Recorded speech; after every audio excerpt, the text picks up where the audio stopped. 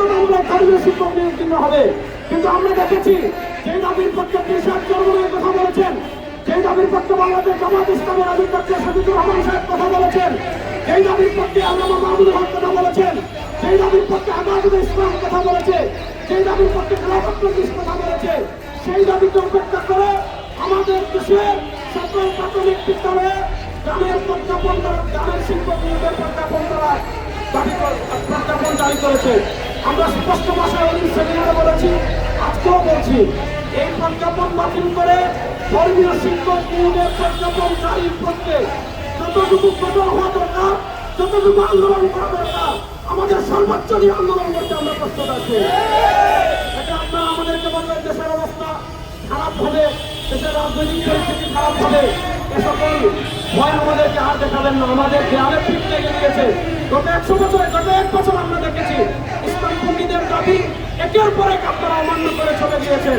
এবার আমাদের দাবি একটাই, আপনারা গ্রামের শিক্ষকের প্রজ্ঞাপন বাতিল করবেন এবং দেশের সকল প্রাথমিক বিদ্যালয়ে ধর্মীয় শিক্ষক নিয়োগের প্রজ্ঞাপন জারি করবেন। যদি জারি না করেন, এর জন্য আমাদের নেতৃবৃন্দ যতটুকু আন্দোলনের বসে রাখবেন, আমরা আমাদের সর্বোচ্চ দিয়ে আমরা আমাদের দাবি আদায় করে ছাড়বেন।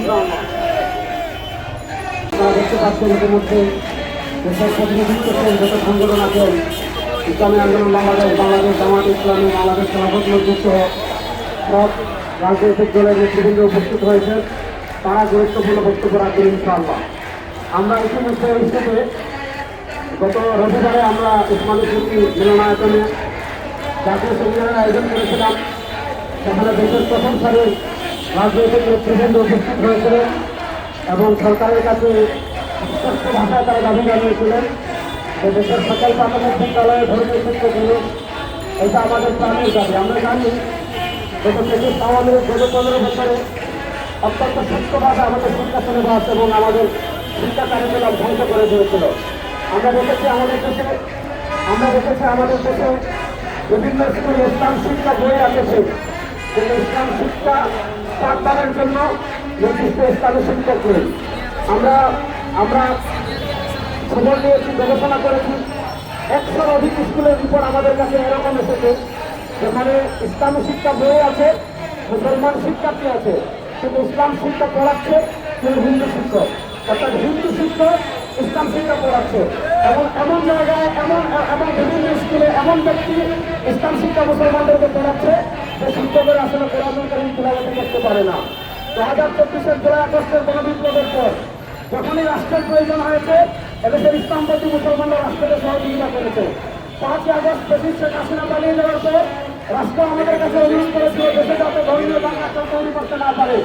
আমরা মন্দির পাহারা দিয়েছিলাম এবং আমাদের জায়গা থেকে সর্বোচ্চ চেষ্টা করেছিলাম যাতে দেশে কোনোভাবে কেউ সাম্প্রদায়িক দাঙ্গা তৈরি করতে না পারে। আমাদের ভাই আরিফকে যখন ইস্কনের সন্ত্রাসীরা অত্যন্ত নির্মমভাবে চট্টগ্রামে খুন করেছিল, রাষ্ট্র আমাদের কাছে অনুরোধ করেছিল আমরা যেন সাধারণ মানুষকে শান্ত থাকতে অনুরোধ করি। আমরা অনুরোধ করেছি বারবার, রাষ্ট্রের যখন প্রয়োজন হয়, রাষ্ট্রের যখন ধর্মীয় সম্প্রীতি রক্ষার প্রয়োজন হয়, আমরা রাষ্ট্রের পাশে দাঁড়াই। কিন্তু আমরা দেখতে পাচ্ছি অন্তর্বর্তীকালীন সরকার এদেশের মানুষের প্রাণের যত দাবি আছে সেই দাবিকে একের পর এক উপেক্ষা করছে।